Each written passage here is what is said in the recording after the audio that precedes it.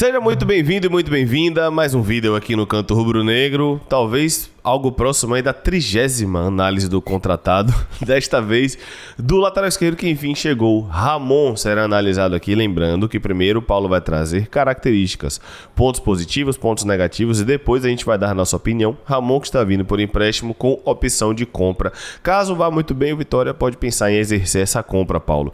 Então já peço para você que está assistindo, deixa o like, se inscreva, compartilhe, mande pra galera. Faltam só 6 mil, hein, pra gente bater 100 mil e eu tenho certeza que tem muita gente que não se inscreveu ainda, então a meta de agosto é pelo menos mais 2 mil inscritos, então se você puder apertar no inscrever-se pra ajudar a meta, você ajuda demais. E é isso, Ramon, novo lateral do Vitória, Paulo, vamos colocar na tela e pode começar. Verdade, Léo. Começando com a parte ofensiva do jogador, é de conhecimento geral da maioria que Ramon é um lateral de muita força em posição física, né? Utiliza isso na fase ofensiva com a sua explosão no corredor lateral esquerdo / chegada na profundidade, basicamente chegada na linha de fundo, né? Um lateral com muita explosão, velocidade para atacar e romper esse espaço nas costas da última linha e chegar com muita velocidade para poder gerar finalizações, como a gente está vendo no caso agora, ou cenários de cruzamento, principalmente cruzamentos de primeira. Ele gosta de ter esse cruzamento de primeira. Novamente ele fazendo esse desmarque para atacar o fundo, só que dessa vez por dentro, né, o atacante estava aberto e ele chega para gerar o cruzamento. Lembrando que eu não vou trazer aqui, evidentemente, só o cruzamento certo, né? Mas situações da característica de fazer esse desmarque para atacar as costas do opositor direto dele, para que depois disso ele possa gerar um cenário de linha de fundo com passe lateral, passe rasteiro, cruzamento para trás, cruzamento alto, e aí, enfim, ele é um lateral que diversifica muito o cenário de cruzamento. Muitos cruzamentos para trás, muitos cruzamentos de meia altura, muitos cruzamentos no primeiro pau, outros no segundo pau. Ele não é aquele lateral que é muito característico de fazer um cruzamento só. Me lembro aqui do Lazzaroni na Série C, que ele fazia todos os cruzamentos no segundo pau, né? Ele não tinha basicamente nenhum no primeiro.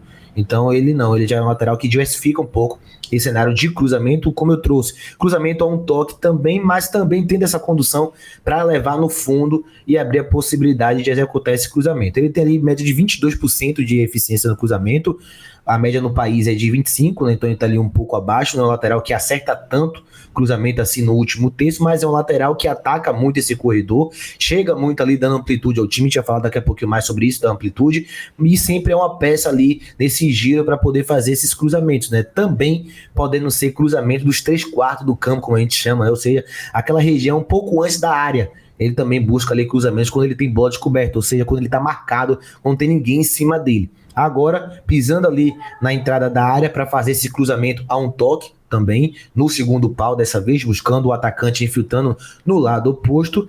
E para fechar, mostrando ainda um pouco dessa capacidade física, é um lateral que tem esse arraste em velocidade, né? Essa condução no corredor com muita força e imposição para vencer ali essa aceleração perante um espaço vazio ou perante um adversário que está tentando manter a corrida com ele, ou seja, ele é aquele lateral também que consegue fazer essa transição em velocidade ou esse arraste para poder levar a bola para o seu corredor e dentro disso buscar associações com ponta, buscar associações com o centroavante, né? O Cuiabá jogava com ataque muito móvel, né? Com o Derek de falso 9 em alguns momentos, ou o Pita, então ele era uma peça bem acionada nesse quesito. Vamos agora para o segundo vídeo, e já peço para você, aperta no gostei, mande pra galera, compartilhe com geral o segundo vídeo na tela, Paulo. Bom, aqui a gente vai trazer o jogo a um toque dele, principalmente quando tá na base da jogada, é um lateral que quando observa que vai ser pressionado, joga muito de primeira para acelerar o passe e evitar essa pressão em cima de si. É uma característica até boa em alguns momentos, mas que também gera risco, né? De você poder errar essa saída de bola ou errar esse passe, mas é um risco que ele costuma assumir.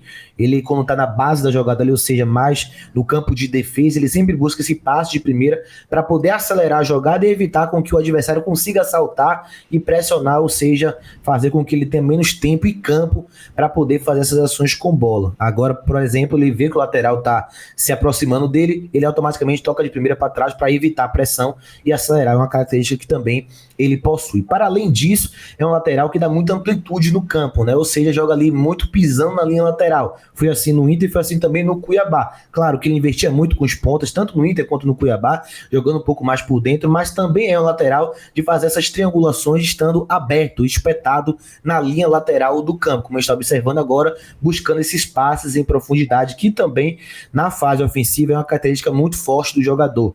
Ele ele trabalha muito com atacantes que jogam no mesmo lado que ele, principalmente esticando essa bola nas costas da linha adversária. Foi assim que ele colocava o Derek Lacerda ou o Cleison ano passado no Cuiabá, e esse ano foi assim que ele fez essa jogada muitas vezes quando ele esteve em campo com o Wesley ou o Carboneiro do lado esquerdo do Internacional. Então um lateral que também, para além dessa velocidade em posição que ele tem para arrastar ou para chegar com muita velocidade no corredor, ele também busca essa interação com o atacante no seu próprio lado ou com o volante fazendo esse desmarque, como é o caso agora aqui do Thiago Maia, atacando espaço ali nas costas da última linha adversária. Chama atenção isso também dele. Muitas vezes a gente tem assim a percepção do lateral de imposição física, de ser aquele arraste, coisa e tal, mas ele também tem essa parte criativa, vamos assim dizer, com esses passes nas costas da última linha e sempre, né, pegando essa bola bem aberta no campo, que é uma característica muito forte dele, né? Perceba que os passes também é em tabela em 1-2, como é o caso agora, é um passe mais em profundidade ou até mesmo um pouco mais recuado no campo. Assistiu até aqui? Não esquecem, bota pra hypar o vídeo do lado dos comentários, aperta no inscrever-se, porque agora a gente vai pra fase defensiva. Vamos que vamos, Paulo. Terceiro vídeo na tela, vamos lá. Fase defensiva é essa que muita gente já tá questionando, né? Dizendo, ele é muito ruim defensivamente, a gente vai trazer no que ele é bom e no que de fato ele não agrega tanto. Primeiro ponto defensivamente que chama a atenção dele é que ele tem um bom salto de pressão entre 5 e 10 metros para poder encurtar no receptor de um passe, ou seja, naquele adversário que está recebendo a bola, ele tem ali um bom balanço defensivo para poder saltar, seja numa marcação pressão no próprio corredor já, como é o caso agora, a bola está no corredor dele e ele salta porque o time está pressionando a zona da bola, no caso o lado esquerdo, seja na jogada de fazer o balanço e ele poder ter esse salto, né? Ele tem muita aceleração e muita agressividade para encurtar no portador da bola, nesse jogador que está recebendo o passe. Engraçado, né, que chama atenção é que ele faz muito isso para que o jogador não tenha um primeiro ou um segundo contato com a bola com muita liberdade, por isso que ele faz o balanço e já tenta ali tirar o máximo o ângulo de cruzamento ou o ângulo de passe do adversário, como é o caso agora. Dessa antecipação que ele faz contra o Bahia na Fonte Nova por dentro, ele já intercepta a jogada para que o adversário não tenha nem o primeiro contato com a bola, e agora, depois o Ademir tem o primeiro e no segundo ele já está em cima. Então a característica, a ideia defensiva dele é basicamente essa, de o jogador ter o primeiro ou segundo toque já com base em muito constrangimento. Além disso, como eu trouxe, é um lateral que vence alguns duelos no chão através da imposição física, seja pela aceleração, seja pela disputa braço a braço, disputa ombro a ombro, disputa de quadril, que também é muito importante dentro de duelos de imposição física. Ele tem alguns cenários lado a lado com o atacante, como é o caso agora contra o Marinho do Fortaleza, onde ele vence o duelo e consegue gerar a recuperação das costas através da força física, através dessa imposição, através de um trabalho ali corporal muito bem feito e que também, óbvio, tem ali a capacidade genética dele, que é muito privilegiada, onde ele consegue ter muita sustentação corporal para vencer esse duelo. Foi assim contra o Ademir, contra o Marinho, agora também contra o Flamengo, salvo engano, nesse momento aqui com o Luiz Araújo, melhor que é Mateuzinho, do Vitória, jogo lá na Pantanal, e ele vence também a disputa física no Mateuzinho através da imposição. O segundo ponto defensivo dele, que ele tem uma boa noção também, é a capacidade de defender a área em cruzamentos do lado oposto, ou seja, cruzamentos que saem da esquerda para a direita, no caso onde ele está no campo, no caso do seu time da direita para a esquerda, ele tem uma boa capacidade de interceptar esses cruzamentos, de acompanhar a trajetória da bola para que esse atacante que infiltra no lado oposto não tenha ali liberdade, né? Ele toma algumas bolas nas costas, ele vai trazer em bola longa, mas em cruzamentos laterais ele acaba ali conseguindo gerar muitos cortes defensivos, tendo ali também um bom salto para interceptar essas bolas no jogo aéreo, ou cortando dentro da área, ou ganhando a primeira bola, como é o caso aqui agora. A parte dos vídeos encerrou, mas agora a gente tem números. Aqui no caso a gente está em cima do nome, mas é Ramon sendo comparado com Jamerson e sendo comparado com Lucas Esteves, Paulo. E aí? Exatamente, aqui um pouco do mapa de calor, eu sempre gosto de trazer dois, né? Só que em 2025 a gente só teve um lateral com minutagem, que foi o Jamerson, né?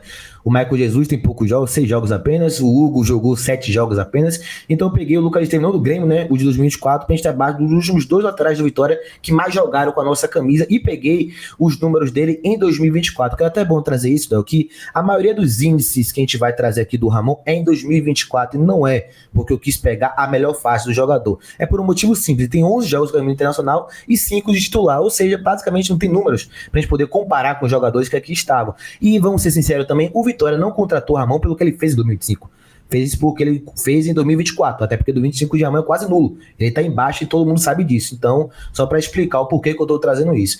Em 2024, dá para observar o mapa de calor dele muito na defesa, mas aí por conta do Cuiabá ser um time também ano passado muito defensivo, mas ainda assim tem uma liberação dele pelo lado do campo. O Jamerson tem mais essa capacidade do campo ofensivo, a gente está observando, porém o do Lucas Esteves, a gente pode observar os 2024 dos dois que jogaram bastante, ele tem mais presença no campo ofensivo do que o Lucas Esteves tinha também na temporada de 2024. Então, para trazer aqui essa base, né, do preenchimento do campo. Agora, os números dele, pelo Cuiabá também, em 2024 ele jogou 30 jogos no Brasileirão, em 3 ele estava suspenso, em 12 ele não jogou e em 3 ele estava machucado. Então, ele basicamente foi titular quase a temporada inteira do Cuiabá, 30 jogos, 30 de titular, passe por jogo, 21 passes, com 81% de aproveitamento, até que para lateral tá uma média ok, né, lateral é geralmente a posição que mais erra passe, porque é a que mais toca na bola.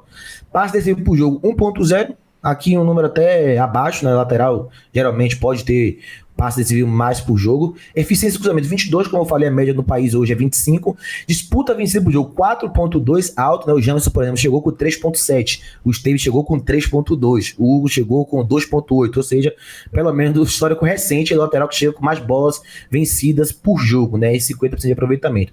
Bolas recuperadas 3.9, a nível de comparação, mesmo número que Gabriel Baralha chegou de bolas recuperadas por jogo no Brasileirão em 2024 pelo Atlético Goianiense. E perda da posse 12.7, uma média realmente alta, foi o jogador do Cuiabá que mais perdeu bola.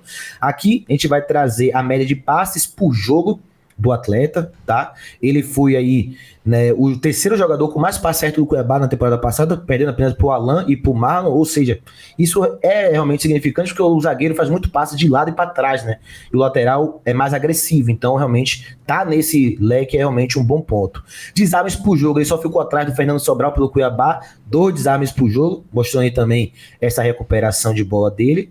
E para fechar, a perda de posse de bola, como a gente trouxe aqui, realmente é elevado, né? 12.7, atrás do Matheus Alexandre, ou seja, os jogadores do Cuiabá que mais perdiam a bola na temporada passada eram os laterais do Ramon aí, com a maior média, Léo. Paulo, vamos lá. Vindo por empréstimo, eu queria saber primeiro se você traria e os pontos negativos, né, de Ramon, que praticamente, como você falou, não jogou em 2025. O Roger Machado preferiu voltar a usar o Vitor Gabriel do lado esquerdo como lateral, preferiu improvisar a Aguirre na esquerda para entrar um lateral novo no Internacional, que eu não esqueci o nome agora, até coloquei o vídeo de Roger na coletiva. Vem em baixa, isso é um fato. Então eu queria ouvir de você os pontos negativos e também se você traria ou não por empréstimo com essa opção de compra. Bom, os pontos negativos do Ramon, eu achei, mesmo ele fazendo um campeonato do Cuiabá ano passado muito bom, e os jogos que eu analisei dele do Internacional, vocês viram que eu assisti 8 jogos, 4 de cada time, 4 do Internacional, 4 do Cuiabá. E nesses jogos eu observei que ele tem uma taxa de eficiência em acabamento da jogada um pouco baixo, né? Não à toa os números mostram também isso, né? 22% de cruzamentos, um passe decisivo por jogo, é um lateral que chega muito, tem velocidade para chegar, mas pode melhorar a parte final de finalização, a parte final de assistências, de cruzamentos. É um jogador que tem 7 assistências na carreira e 2 gols apenas, né? Claro, ainda tem 24 anos, mas já tem 5, 6 anos de profissional, número relativamente baixo para lateral. Então, o primeiro ponto com bola é essa eficiência. Além disso, a gente observou aqui nas jogadas, não é um lateral com muita capacidade no 1 contra 1 ofensivo, ou seja, que lateral que vai para o enfrentamento contra o lateral adversário ou contra o ponta para gerar vantagem e driblá-lo. Não é esse lateral. A nível de comparação, Sepúlveda, se viesse, é um lateral que teria essa capacidade. Ele tem 1 contra 1 de drible para poder mudar a direção, sair da pressão, não é muito a do Ramon, não é um jogador tão técnico para executar essas situações. Na fase defensiva, um lateral que eu observei que tem um pouco de dificuldade num contra um defensivo, principalmente contra pontas habilidosos. Ele acaba entregando muito lado ao qual ele quer pressionar e vulnerabiliza o outro, um problema de alguns laterais no futebol brasileiro, e isso faz com que sofra muitos dribles. Ele sofre muitos dribles por conta disso. O 1 contra 1 dele não é tão bom, e ele, como eu trouxe aqui durante a exposição dos vídeos, acaba tomando algumas bolas com as situações de transição ou com a organização defensiva também. Falta um pouco dessa leitura. Aqui ele tem em cruzamentos, mas falta um pouco nessa situação de bola longa. Se eu traria o Ramon, mas eu acho um pouco perigoso se o Ramon for a única opção. Eu não confio, né, na contratação para jogar 38 jogos, para chegar até a 38ª rodada. Se ele jogar o que ele jogou no Cuiabá, tem chance de nos ajudar, e nos ajudar muito, sim. Eu acho um bom jogador, mas também não acho que é um jogador que chega e resolve. No primeiro momento ele vai resolver, e aí não é falando mal do garoto, mas porque tem um jogador que tá verde na posição, então ele vai chegar e vai resolver, mas não acho que ainda é o nível que a gente precisava para a Série A como um todo. Então eu traria o Ramon, mas entendendo que precisa vir um lateral junto com ele, até para levar o nível dos dois. E aí na disputa com esse novo lateral, se ele for titular, acho que pode dar conta assim, mas traria ele, só que na minha base ele só viria se eu fosse trazer outro. Se fosse para vir ele sozinho, eu preferiria outra contratação. Exatamente, no mundo ideal é um titular, Ramon reserva imediato brigando com o titular e Michael como terceira opção, às vezes sendo relacionado, indo para o banco de reservas, sentindo o clima do jogo, mas a gente sabe que no Vitória as condições normais de temperatura e pressão não vêm ocorrendo. Viu até aqui? Coloquei aí, Ramon vai ser lateral esquerdo titular do Vitória, que vai se classificar de novo para a Sul-Americana. Obrigado por assistir até aqui, não esquece do joinha, é de graça, e o inscrever-se também é de graça. Um abraço, galera. Fui!